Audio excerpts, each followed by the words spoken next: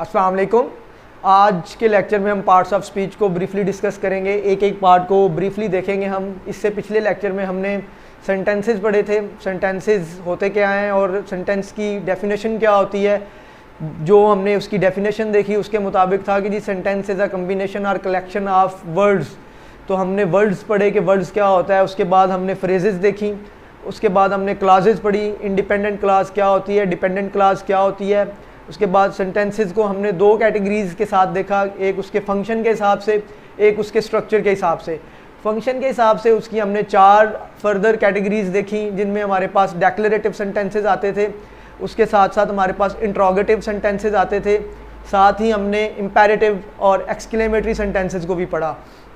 लेकिन जब हमने बात की उसके स्ट्रक्चर की, उसमें हमने देखा कि हमारे पास उसकी क्लासेस के हिसाब से कि अगर उसमें डिपेंडेंट क्लासेस आती हैं या उसमें इंडिपेंडेंट क्लासेस आती हैं या दोनों आती हैं, उस हिसाब से उनकी क्या क्लासिफिकेशन की गई है। उसमें हमने पढ़ा कि हमारे पास sentences simple sentences, compound sentences, complex sentences और कंपाउंड कम्प्लेक्स सेंटेंसेस होते हैं। आज हम पार्ट्स ऑफ स्पीच को पढ़ने जा रहे हैं। तब जब हम पढ़ रहे थे कि हमारे पास सेंटेंस क्या होता है, तो डेफिनेशन में हमने देखा था कि सेंटेंस इज़ अ कलेक्शन और कम्बिनेशन ऑफ वर्ड्स। तो तब हमने वर्ड्स को देखा था। अब हमारे पास पार्ट्स ऑफ स्पीच होते क्या हैं, इन वर्ड्स को हमने फर्दर क्लासिफाई किया है कि वो अपने मीनिंग के एतबार के हिसाब से या अपने फंक्शन के एतबार से वो हमारी स्पीच के कौन से हिस्से में आते हैं। मसलन मैं बात करता हूँ कि he is a good boy. अब इसमें हमारे पास ही क्या है, गुड क्या है और बॉय क्या है, इसको हमने क्लासिफाई किया है कि ये हमें किस तरह का मीनिंग कन्वे कर रहे हैं या हमारे पास ये सेंटेंस में किस फंक्शन के तौर पे आए हैं। उस हिसाब से हमने इनको क्लासिफाई किया। हमारे पास जो टाइप्स हैं, 8 पार्ट्स ऑफ स्पीच होते हैं। पहला जो हमारे पास है वो है नाउन, दूसरा प्रोनाउन, तीसरा एडजेक्टिव, चौथा हमारे पास वर्ब होता है, पांचवा एडवर्ब, प्रेपोजिशंस होती हैं, कंजक्शंस होती हैं और इंटरजेक्शंस होती हैं। इनको अभी हम ब्रीफली डिस्कस करेंगे। नाउन से स्टार्ट करने जा रहे हैं। नाउन, जैसे कि हम जानते हैं कि नाउन हमारे पास एक नेमिंग वर्ड होता है।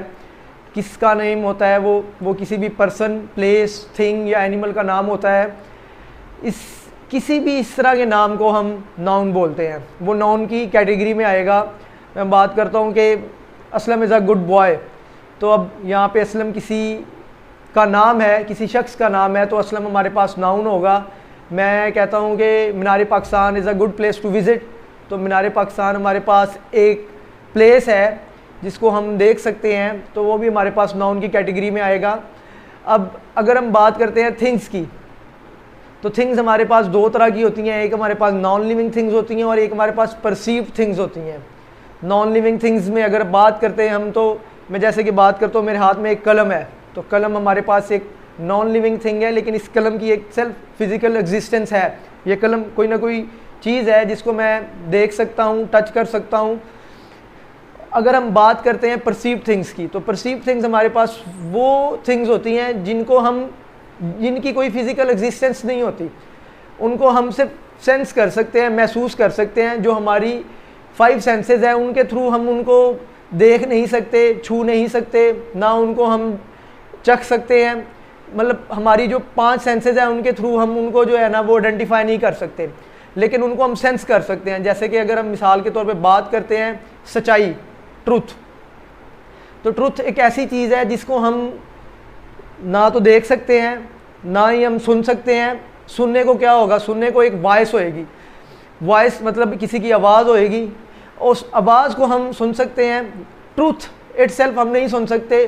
ट्रुथ हम महसूस कर सकते हैं कि वो जो बोल रहा है, जो उसकी वॉइस है, वो हम महसूस कर सकते हैं कि ये सच बोल रहा होगा। तो ट्रुथ हमारे पास एक परसीव थिंग है कि हमने सोच लिया है कि ये हमारे पास सच होगा। तो सच्चाई की अगर हम बात करते हैं तो हमारे पास परसीव थिंग्स में आएगी। इसी तरह अगर हम बात करते हैं कि वो एक ईमानदार शख्स है, तो ईमानदारी की जब बात करेंगे, ऑनेस्टी की बात करेंगे, तो ऑनेस्टी हम देख नहीं सकते, लेकिन हम उसको महसूस ज़रूर कर सकते हैं कि ऑनेस्टी भी कुछ है। तो ऐसी चीज़ें जिनका फिज़िकल एग्जिस्टेंस नहीं होता, लेकिन फिर भी हम माइंड में कहीं ना कहीं उसको महसूस कर रहे होते हैं, ऐसी चीज़ें हमारे पास परसीव थिंग्स कहलाती हैं।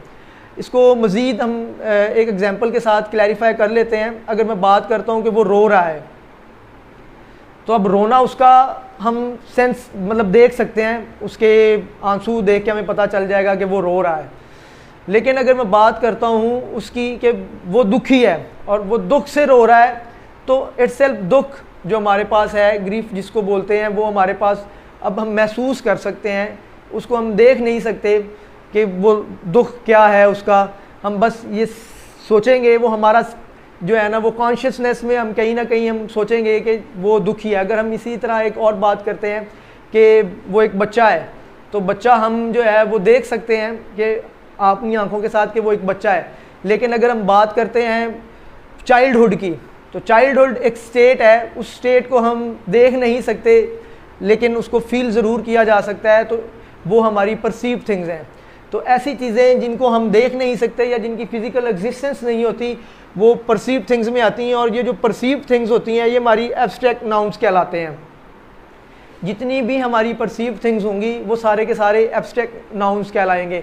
नाउन की 5 हमारे पास टाइप्स हैं, उन टाइप्स को हम बाद में डिटेल में, इसके बाद का जो लेक्चर होगा उसमें हम डिटेल के साथ देखेंगे। फॉर द टाइम बीइंग अभी हम सिर्फ और सिर्फ उसको ब्रीफली डिस्कस करेंगे। अभी हम नाउन की टाइप्स की बात कर रहे थे कि नाउन की हमारे पास 5 टाइप्स होती हैं, उन टाइप्स को हम बाद में डिस्कस करेंगे। लेकिन अभी हम जो टाइप्स देखेंगे वो 2 मेजर टाइप्स हैं उसकी, के नाउन्स को क्लासिफाई कैसे किया गया है। एक तो मैंने बड़ी डिटेल के साथ बता दिया कि एब्स्ट्रैक्ट नाउन्स होते हैं हमारे पास, वो जो परसीव थिंग्स होती हैं उनको हम एब्स्ट्रैक्ट नाउन्स बोलते हैं। दूसरी जो हमारे पास उसकी टाइप है वो हमारे पास कंक्रीट नाउन्स हैं। हमारे पास कंक्रीट नाउन्स कौन से होते हैं? वो जिनकी फ़िज़िकल एग्जिस्टेंस है, जिनको हम अपनी हवा से खमसा के साथ जज कर सकते हैं या फील कर सकते हैं या उनके साथ हम सेंस कर सकते हैं, वो हमारे पास कंक्रीट नाउन्स होते हैं। जैसे कि मैं कलम की बात करता हूँ, एक दीवार की बात करता हूँ, लैपटॉप की बात करता हूँ, या किसी भी एक शख्स के बात करता हूँ, एक लड़के की या बच्चे की बात करता हूँ, किसी जगह की बात करता हूँ, स्कूल की बात कर लेता हूँ, तो वो हमारे पास कंक्रीट नाउन्स हैं। इनको सब क्लासिफाई किया गया है, जो कि हम अगली आने वाली वीडियोज़ में देखेंगे। अभी के लिए हम सिर्फ ये देखेंगे कि हमारे पास कंक्रीट नाउन्स कौन से होते हैं, ऐसे जिनकी फ़िज़िकल एग्जिस्टेंस होती है।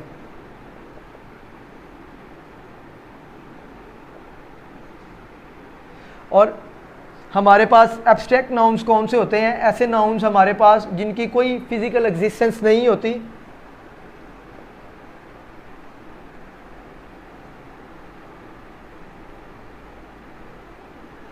इनकी कोई फ़िज़िकल एग्जिस्टेंस नहीं होती, लेकिन उसके बावजूद हमारे पास ये नाउन की कैटेगरी में आते हैं, जैसे कि मैंने काफ़ी डिटेल के साथ बताया।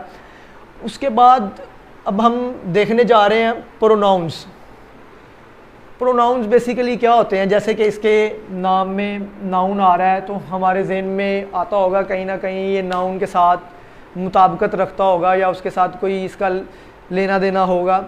सेम अगर मैं बात करता हूँ कि असलम एक अच्छा लड़का है, उसके असलम स्कूल जाता है, असलम खाना खाता है, असलम नमाज़ पढ़ता है, तो बात मैं असलम की कर रहा हूँ और असलम को बार बार रिपीट कर रहा हूँ। तो इस रेपिटिशन से बचने के लिए, जो कि एनॉयड हो जाती है काफ़ी ज़्यादा, हम प्रोनाउंस का इस्तेमाल करते हैं। वहाँ पे प्रोनाउंस आते हैं कि असलम की जगह पे या किसी भी नाउन की जगह पे हम कह सकते हैं, जो वर्ड आएगा उसको हम प्रोनाउन बोलेंगे। तो अगर मैं बात करता हूँ कि असलम, या अगर मैं अपनी बात करता हूँ, मैं कहता हूँ कि नवीद एक अच्छा लड़का है, नवीद डेली नमाज़ पढ़ता है, नवीद स्कूल जाता है, नवीद पढ़ाता है, तो वो भी काफ़ी अनॉयड हो जाएगा।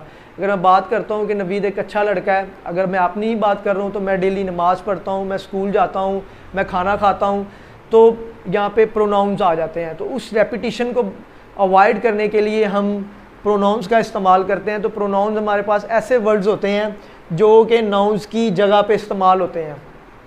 अब हमारे पास इस रेपिटिशन से बचने के अलावा नाउन्स वहाँ पे इंडेफिनिट प्रोनाउंस भी होते हैं। अगर हम किसी की एग्जिस्टेंस का नहीं पता, अगर मैं बात करता हूँ कि दूर दरवाज़े पे किसी ने दस्तक दिया, तो मैं पूछता हूँ दरवाज़े पे कौन है, तो मुझे नहीं पता कि कौन है। अगर मुझे पता होता तो मैं बता देता कि फ़लाँ बंदा दरवाज़े पे है।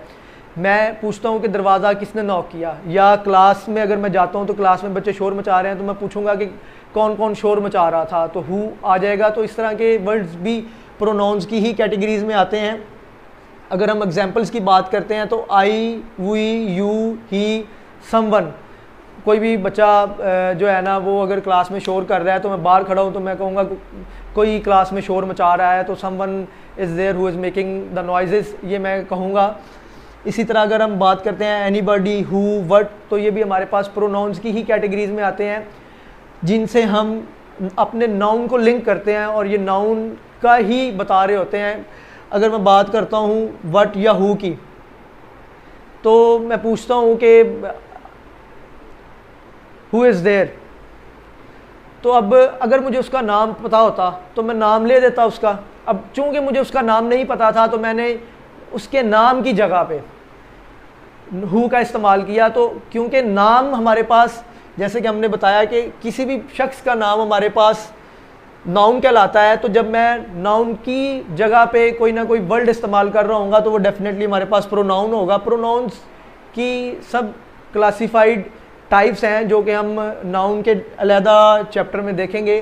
फॉर द टाइम बीइंग अभी गो थ्रू करेंगे कि हमारे पास प्रोनाउंस होते क्या हैं। तो प्रोनाउंस को कंक्लूड करूँगा कि प्रोनाउंस हमारे नाउन्स की ही प्लेस में आते हैं, जो कि हमें नाउन का ही बता रहे होते हैं कि हमारे पास नाउन की रेपिटिशन को बचाने के लिए, या जहाँ पे हम किसी नाउन को नहीं जानते, जहाँ पे हमारे लिए अननाउन हमारे पास नाउन होता है, मतलब हम उस अननाउन पर्सन, प्लेस या किसी भी थिंग को जो है ना जब मुखातिब करेंगे या उनके बारे में बात करना चाहेंगे तो तब हम प्रोनाउंस को इस्तेमाल करते हैं।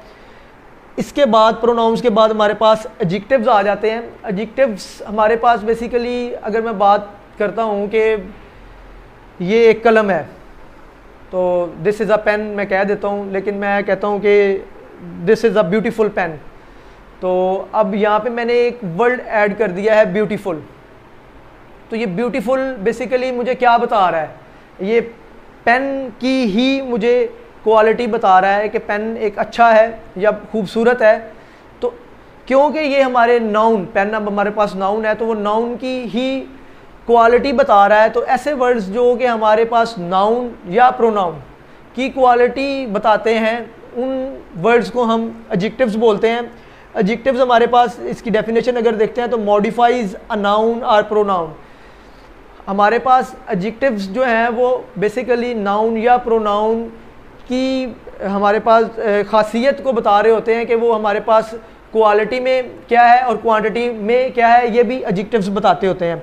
जैसे कि नीचे मैंने लिखा है कि एडजेक्टिव्स जो है हमारे पास दो कैटेगरीज के हिसाब से होते हैं। एक हमारी जो क्वालिटी बता रहे होते हैं, जैसे कि मैं बात करता हूँ कि मेरे पास एक अच्छा पेन है तो I have a good pen, तो ये हमारी क्वालिटी बता रहा है। मैं कहता हूँ वो एक खूबसूरत लड़का है, ही इज़ अ हैंडसम और ब्यूटीफुल बॉय, तो ये भी एक हमें क्वालिटी बता रहा है। इसी तरह अगर हम क्वांटिटी की बात करते हैं, मैं कहता हूँ कि क्लासरूम में 4 लड़के हैं तो देयर आर 4 बॉयज़। अब जब मैं 4 बॉयज़ कह रहा हूँ तो ये वर्ड 4 जो है हमें बेसिकली क्या बता रहा है, ये हमें क्वांटिटी बता रहा है। तो हमारे पास एडजेक्टिव्स 2 तरह के होंगे जो कि हमें क्वालिटी बता रहे होंगे या क्वांटिटी बता रहे होंगे। इनको सब क्लासिफाई किया गया है, जिसमें डिटरमाइनर्स आते हैं, हमारे पास इंटेंसिफायर्स आते हैं, लेकिन उनको हम बाद में देखेंगे। एडजेक्टिव्स में ही हमारे पास जो है ना आर्टिकल्स भी आते हैं, जिनको हम बाद में डिटेल के साथ देखेंगे। अभी के लिए हमारे पास, इसको मैं दोबारा रिवाइंड कर देता हूँ कि प्रोनाउन हमारे पास क्या होता है, ऐसा वर्ड जो हमारे पास नाउन की जगह पे इस्तेमाल हो रहा हो, और एडजेक्टिव्स ऐसे वर्ड्स हमारे पास होते हैं जो कि नाउन या प्रोनाउन के लिए इस्तेमाल हो रहे हों। वो एक अच्छा लड़का है तो वो एक अच्छा लड़का है, he is a good boy. ये तो हमने बात कर ली कि बॉय हमारे पास जो है वो नाउन है, तो नाउन के लिए वो आ रहा है। तो यहाँ पे ये नाउन का जो है ना वो क्वालिटी बता रहा है, तो इसीलिए हमारे पास एडजेक्टिव्स जो होंगे वो हमारे पास क्वालिटी या क्वांटिटी बता रहे होंगे। हम देखेंगे कि हमारे पास पार्ट्स ऑफ स्पीच में 4th हमारे पास टाइप कौन सी है। तो हमारे पास 4th टाइप जो है वो वर्ब की है। वर्ब जैसे कि हम पढ़ते आ रहे हैं कि किसी काम का करना होना या सहना, मतलब कि हमें कोई ना कोई वो एक्शन दिखा रहा होता है, तो वर्ब को हम एक्शन वर्ड के तौर पे लेते हैं कि he is going to school. तो यहाँ पे गोइंग हमें एक एक्शन दिखा रहा है, तो हमारे पास गोइंग जो वर्ड है वो वर्ब होगा। इसी तरह he is singing a song, अगर हम इसकी बात करते हैं तो यहाँ पे सिंगिंग हमें एक एक्शन दिखा रहा है तो हमारे पास सिंगिंग जो है वो वर्ब होगा। अगर हम बात करते हैं ही इज़ डांसिंग, तो अगर यहाँ पे डांसिंग क्या है, हमें एक वो उसकी एक्शन दिखा रहा है कि हमारे पास कोई ना कोई काम हो रहा है। तो जितने भी ऐसे वर्ड्स हैं जो कि हमें कोई ना कोई एक्शन दिखा रहे होते हैं वो हमारे पास वर्ब्स होते हैं। अगर हम बात करते हैं इसकी, तो एक्शन हमारे पास सिंग, वॉच। अगर मैं बात करता हूँ he is watching a movie, तो अगर वॉच यहाँ पे क्या है, हमें एक एक्शन दिखा रहा है कि वो मूवी देख रहा है, तो हमारे पास वॉच भी हमारे पास क्या होगा, एक वर्ब होगा। इसी तरह डांस, अगर मैं बात करता हूँ कि वो लिख रहा है, तो यहाँ पे right, he is writing, writing भी हमें एक एक्शन दिखा रहा है। तो ये हमारे पास सारे एक्शन वर्ड्स होंगे, और जो एक्शन वर्ड्स हमारे पास होंगे वो सारे के सारे वर्ब्स कहलाते हैं। इन एक्शन वर्ड्स के अलावा अगर मैं बात करता हूँ, मेरे पास एक पेन है, तो मैं इसकी बात, आई हैव अ पेन, तो यहाँ पे हमें कोई एक्शन होता नज़र नहीं आ रहा कि यहाँ पे हमारे पास, जैसे मैंने कहा वो स्कूल जा रहा है तो he is going to school, पता लग रहा है कि वो स्कूल जा रहा है, एक्शन हो रहा है कोई, आई हैव अ पेन। तो यहाँ पे हमारे पास जो वर्ब है वो हैव है, और हैव हमें कोई ना कोई स्टेट दिखा रहा है कि मेरे पास एक पेन है, ये एक स्टेट दिखा रहा है मुझे। तो ऐसे वर्ड्स भी जो स्टेट दिखाते हैं वो भी हमारे पास वर्ब्स ही कहलाते हैं। हैव, हैज़, इस तरह के जो वर्ड्स होंगे वो भी हमें, क्योंकि कोई ना कोई स्टेट दिखा रहे होते हैं, और जो वर्ड्स हमें स्टेट दिखा रहे होते हैं वो भी हमारे पास वर्ब्स की ही कैटेगरीज में आते हैं। इसके बाद हम देखेंगे हमारे पास एडवर्ब्स हैं। जब हम बात कर रहे थे एडजेक्टिव्स की, तो मैंने बात की कि वो एक अच्छा लड़का है, he is a good boy. हमने बात की बॉय को, यहाँ पे गुड जो है वो इसको एग्जाम्पलीफाई कर रहा था या इसके मीनिंग में कुछ ना कुछ ऐड कर रहा था, उसकी खासियत बयान कर रहा था, तो हमने कहा जी वो एडजेक्टिव है। इसी तरह एडवर्ब्स, वो हमारे पास वर्ड्स होते हैं जो किसी एडजेक्टिव की मीनिंग ऐड कर रहे हूँ या एडवर्ब का ही मीनिंग चेंज कर रहे हूँ या उसके मीनिंग में कुछ ऐड कर रहे हूँ, किसी वर्ब के मीनिंग में भी वो कुछ ऐड कर रहा हो कोई वर्ड, तो वो भी हमारे पास एडवर्ब ही कहलाता है। प्रेपोजिशन के मीनिंग को भी कोई चेंज कर रहा हो तो वो भी हमारा एडवर्ब ही कहलाता है। पूरा का पूरा सेंटेंस अगर कोई वर्ड चेंज कर रहा है तो उसको भी एडवर्ब ही बोलते हैं। अगर कंजंक्शन के मीनिंग में भी कोई एडिशन हो रही है या उसके मीनिंग को भी कोई चेंज कर रहा है तो वो भी एडवर्ब ही कहलाता है।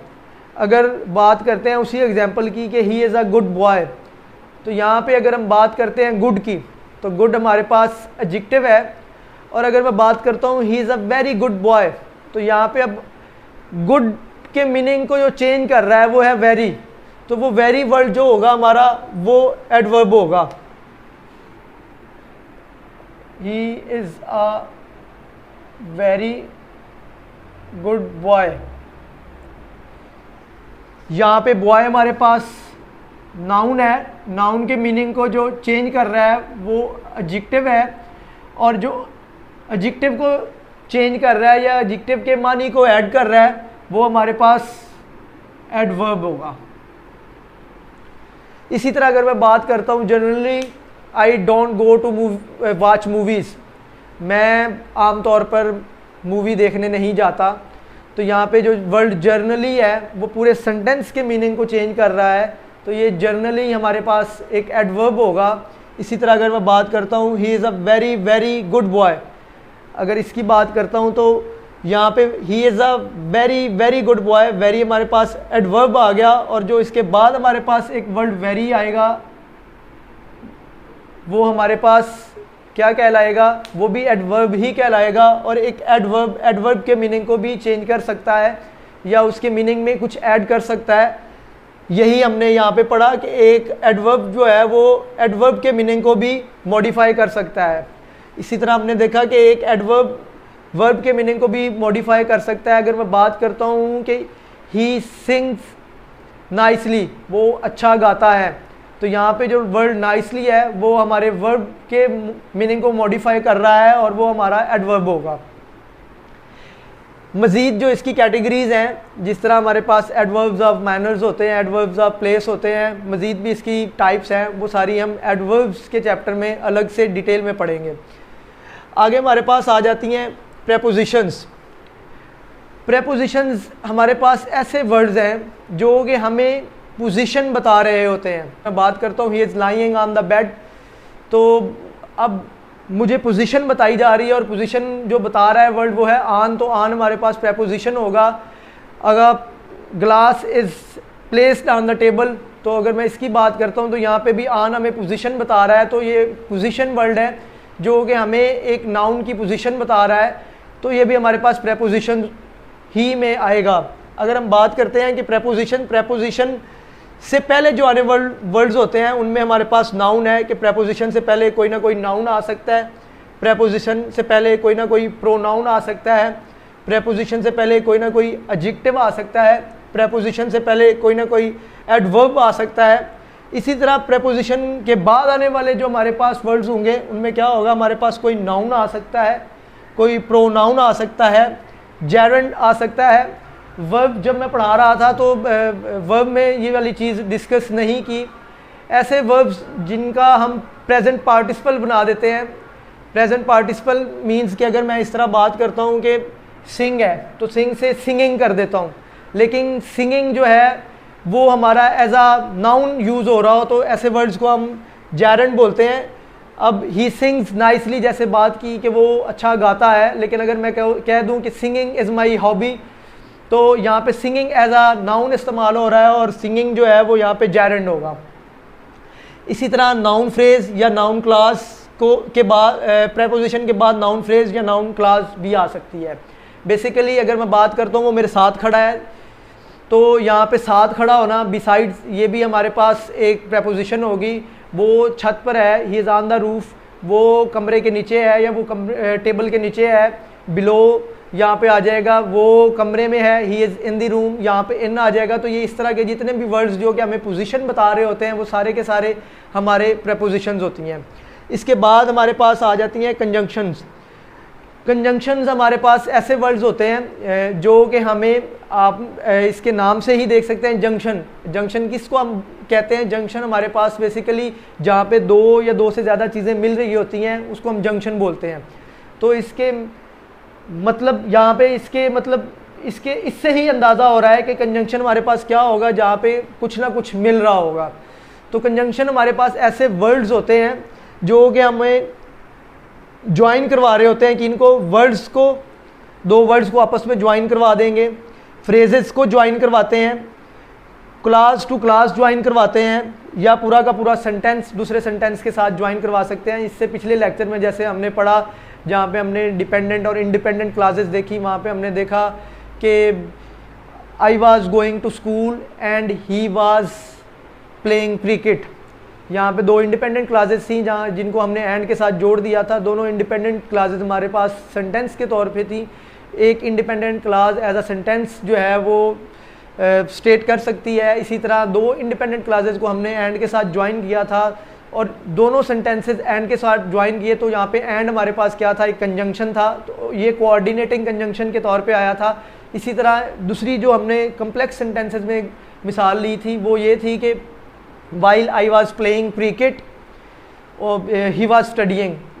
तो यहाँ पे हमारे पास वाइल जो है वो हमारे पास सबऑर्डिनेटिंग कंजंक्शन था, जो कि हमारे पास दो, एक डिपेंडेंट और एक इंडिपेंडेंट क्लास को आपस में ज्वाइन करने का काम कर रहा था। तो ऐसे वर्ड्स जो कि हमारे पास sentence to sentence, word to word, phrase to phrase या क्लास टू क्लास ज्वाइन करने के लिए इस्तेमाल होते हैं, वो सारे हमारे कंजंक्शन होते हैं। ये हमारे पास ज्वाइनिंग वर्ड्स होते हैं।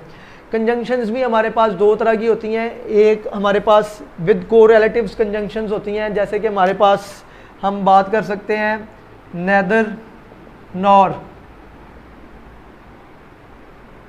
इसी तरह हम बात कर सकते हैं आइदर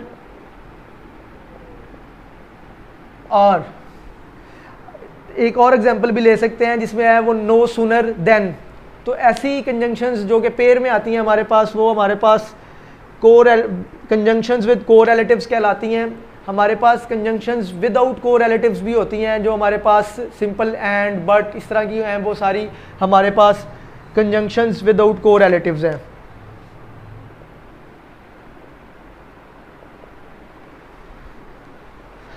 लास्ट में हमारे पास आठवें नंबर पे इंटरजेक्शन आती हैं। इंटरजेक्शन जैसे कल पाकिस्तान काफ़ी ज़बरदस्त मैच खेला, ज़बरदस्त तो नहीं खेला था लेकिन जो है ना पाकिस्तान की बैटिंग वो अच्छी रही, लेकिन बॉलिंग में जाके जो है ना पाकिस्तान ने एंड पे इंग्लैंड को फंसा लिया था। इंग्लैंड काफ़ी जो है ना वो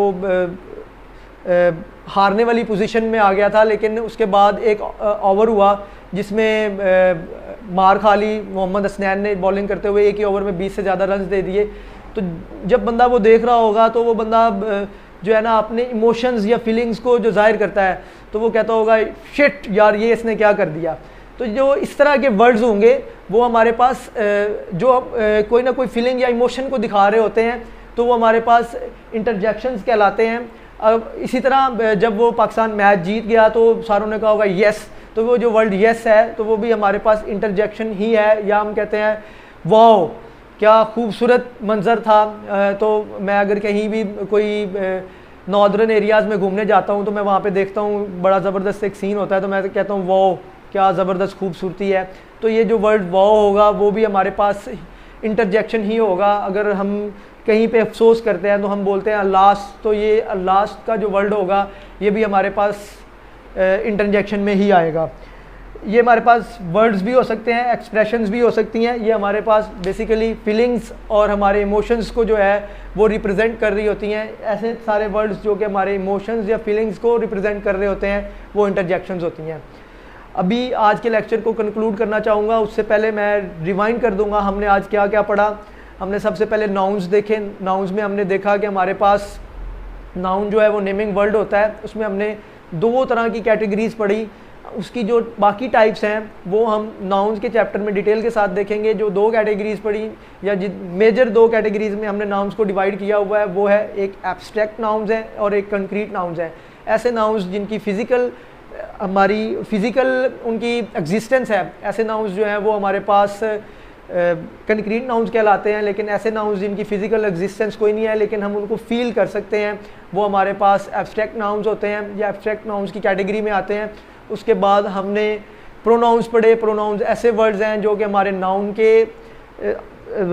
के बदले में इस्तेमाल हो सकते हैं। जैसे कि असलम एक अच्छा लड़का है, वो स्कूल जाता है तो वो असलम की जगह पे इस्तेमाल हो रहा है, तो वो हमारे पास एक प्रोनाउन है। प्रोनाउंस को हमने डिटेल के साथ देखा। उसके बाद हमारे पास एडजेक्टिव्स आ गए। तो एडजेक्टिव्स ऐसे वर्ड्स होते हैं जो नाउन या प्रोनाउन के मतलब को चेंज कर रहे हूँ। जैसे कि वो एक लड़का है, मैं कह देता हूँ वो एक अच्छा लड़का है, तो अच्छा अब यहाँ पे लड़के की खासियत या उसकी क्वालिटी को बता रहा है। तो ये ऐसे वर्ड्स जो कि क्वालिटी या क्वांटिटी किसी नाउन या प्रोनाउन की क्वालिटी या क्वांटिटी को बता रहे होंगे वो हमारे पास सारे के सारे प्रोनाउंस कहलाएंगे।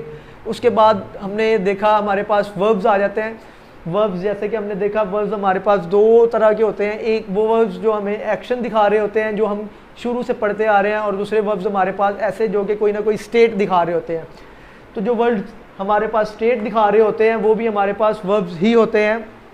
उसके बाद हमने पढ़ा हमारे पास एडवर्ब्स होते हैं। एडवर्ब्स जैसे कि एडजेक्टिव्स हमारे नाउन या प्रोनाउन के मीनिंग को चेंज कर रहे होते हैं। इसी तरह वो वर्ड्स जो हमारे verb, adjectives, prepositions, adverbs, sentence या कंजंक्शन के मीनिंग को मॉडिफाई करते हैं, वो सारे वर्ड्स हमारे पास एडवर्ब्स कहलाते हैं। उसके बाद हमने देखा हमारे पास प्रेपोजिशंस हैं। तो प्रेपोजिशंस हमारे पास ऐसे वर्ड्स जो कि हमें किसी नाउन प्रोनाउन की कोई ना कोई पोजीशन बता रही होंगी, तो जो हमारे इस तरह के वर्ड्स होंगे वो हमारे पास प्रेपोजिशंस में आएंगे। प्रेपोजिशंस का हमने पढ़ा कि वो हमारे पास नाउन, प्रोनाउन, एडजेक्टिव या एडवर्ब से पहले आते हैं, और प्रेपोजिशन के बाद आने वाले जो वर्ड्स होंगे वो हमारे पास नाउन, प्रोनाउन, जैवेंड या नाउन फ्रेज या क्लास फ्रेज होंगी।